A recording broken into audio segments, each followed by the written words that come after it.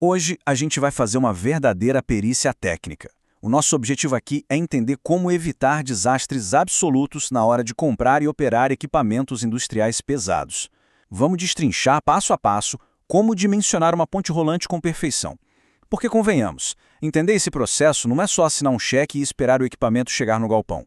É aplicar um checklist prático e rigoroso para garantir que cada variável, cada detalhe foi testado e validado antes mesmo do primeiro pedaço de aço ser cortado lá na fábrica. Dá só uma olhada na nossa missão de hoje.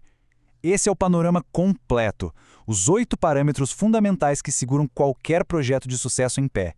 Capacidade, vão, altura, classe de trabalho, velocidades, alimentação, ambiente e instalação. Pensa nisso como um castelo de cartas. Omissões simplesmente não são perdoadas na engenharia de içamento. Se a gente ignorar, subestimar ou preencher errado um único item desses 8, o resultado é quase sempre uma falha estrutural severa lá na frente, sem falar no dinheiro jogado fora. É uma ciência muito exata, onde uma pecinha fora do lugar afeta todo o ecossistema da fábrica. E para nossa conversa ter uma fluidez bacana, a gente dividiu esse checklist em 6 partes. 1. O desafio. 2. Capacidade e acessórios. 3. Classe de trabalho. 4. Vão e geometria. 5. Velocidade e ambiente. E 6. A validação final. Esse vai ser o nosso mapa visual de hoje. Parte 1. O desafio do dimensionamento. A verdade é que o maior teste mental na hora de comprar ou projetar uma ponte rolante é o cabo de guerra entre duas coisas: segurança inabalável e custo eficiente. De um lado, a gente tem o subdimensionamento. Isso é literalmente uma bomba relógio matemática. Você sobrecarrega o sistema além da capacidade natural, o metal vai fadigando e, inevitavelmente, o equipamento entra em colapso no meio da operação. Do outro lado, vem o superdimensionamento, que normalmente acontece por puro medo de errar. O problema? Equipamentos absurdamente pesados e caros. Isso drena o orçamento e o pior, aquele excesso de peso estático da própria ponte exige que você gaste uma fortuna reforçando os pilares do galpão. Ou seja, errar na medida afeta até a obra civil. Vamos para a parte 2 do nosso checklist: capacidade e acessórios. É aqui que entra o cálculo do famoso SWL. O SWL, que é a carga de trabalho seguro, é um conceito alarmantemente subestimado e, na boa, muita gente calcula isso errado. A conta não é difícil, mas exige visão de jogo em 3 passos. Passo 1, o peso bruto da carga máxima. Óbvio, né? Passo 2, e é aqui que muita gente tropeça, somar o peso de todos os acessórios que ficam pendurados na talha. Estamos falando de cintas, ganchos pesados, as barras de distribuição. E o passo 3, multiplicar esse total por uma margem de segurança.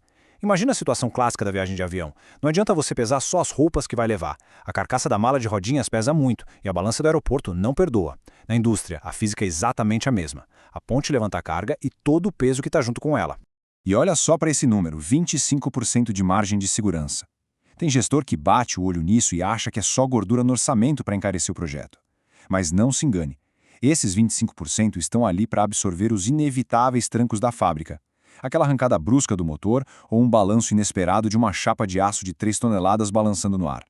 Mais que isso, é a garantia de que, daqui a 10 anos, quando os rolamentos e os cabos de aço estiverem desgastados pela rotina, o seu equipamento não vai entrar na zona vermelha e despencar. Parte 3. Classe de trabalho. A famosa norma ISO 4301. Eu arrisco dizer que a classe de trabalho é o parâmetro mais ignorado e cortado na hora de fechar um orçamento. Só que é ela que dita de forma absoluta quando a sua ponte rolante vai morrer.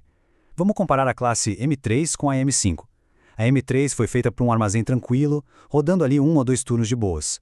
Já a M5 é para o trabalho pesado, chão de fábrica, metalurgia, 3 turnos sem parar, sem dó. Quer uma analogia simples? Pensa num SUV de luxo da família e num caminhãozinho de carga. Tecnicamente, os dois podem levar 500 kg na traseira, certo? Mas coloque esse SUV de luxo para entregar saco de cimento 24 horas por dia. O motor vai ferver e a suspensão vai estourar em meses. Com a ponte rolante é a mesma coisa. O peso dita força, mas é a classe de trabalho que dita quanto tempo a máquina sobrevive. Para você ter uma ideia do perigo, olha esse alerta tirado direto dos manuais de engenharia que nós analisamos. Instalar uma ponte M3 numa operação que exige M5 resulta em falha estrutural em 3 a 5 anos. A gente está falando de solda trincando no meio da fábrica. É por isso que comparar orçamentos só olhando a capacidade de carga, sem checar a classe ISO, não é ser um bom negociador. É jogar o investimento inteiro no lixo em pouquíssimo tempo. Parte 4 do nosso checklist: vão em geometria, entrando nos limites espaciais. Agora a gente sai um pouco da carga e olha para o prédio. A ponte não opera num vácuo, ela está dentro de um galpão, e a matemática desse galpão manda no projeto. A regra do L sobre 600, lá da norma NBR 8400, é a fronteira final. Ela dita a flecha máxima. Traduzindo do engenheirês, a flecha é o quanto a viga de aço dá aquela envergada ou embarrigada no meio quando tem um peso gigante pendurado. O aço é elástico, mas tem limite. Se a deflexão passar do comprimento da viga dividido por 600, o estrago está feito. Os trilhos torcem, as rodas desgastam de forma desigual e você perde totalmente o controle do sistema. Olha como aumentar a distância de parede a parede muda o jogo. Num vão de 10 metros, a flexão de 16,7 milímetros é super tolerável com uma ponte monoviga, que é leve e barata, mas bate o olho nos 20 metros. Ali, a monoviga está no limite máximo, implorando por reforços caros. Chegou em 25 metros, a regra L sobre 600 proíbe a monoviga de vez. A física simplesmente te obriga a usar uma ponte dupla viga, ou seja, não é só o peso da carga que encarece o projeto, é a largura do seu galpão ditando as regras. E aí entra a altura. Achar que a capacidade de elevação é simplesmente o pé direito do galpão é um dos maiores mitos do dimensionamento. Para chegar na altura útil, você pega o pé direito e começa a subtrair tudo. O espaço dos trilhos, a folga de segurança, a altura do próprio produto e o pior de todos, a altura morta da talha. Sabe o que é isso? É aquela distância do gancho todo encolhido até o topo da máquina. Uma diferença boba de 20 centímetros no modelo da talha pode simplesmente inviabilizar o içamento num galpão mais baixo. Na Eletra, os galpões são constantemente vazados pelos 230 volts. Parte 5. Velocidade, alimentação e ambiente. Esses são os detalhes operacionais que fazem a máquina ganhar vida. Se você errar na velocidade, a operação vira um caos. A velocidade única é barata e simples, mas dá um tranco violento que faz a carga balançar igual um pêndulo. A dupla velocidade já é mais fina, ideal para encaixar peças precisas. Agora, se a fábrica mexe com coisa sensível, tipo derramamento de metal líquido, o inversor de frequência deixa de ser luxo e vira obrigação. Ele zera o tranco, criando uma aceleração macia e linear. E junto com o movimento, tem energia e o ambiente. Você não tem ideia de quantos projetos atrasam meses porque ninguém checou se o galpão entregava 220, 380 ou 440 volts. E o ambiente, então? Se o ar da fábrica tem poeira abrasiva de lixadeira, se é no litoral cheio de maresia ou se tem névoa química, não dá para colocar um motor comum. Você precisa exigir certificados de proteção IP54 ou IP55 no painel, senão seus contadores e engrenagens vão fritar rapidinho. Parte 6. A validação final. Fechando o nosso checklist.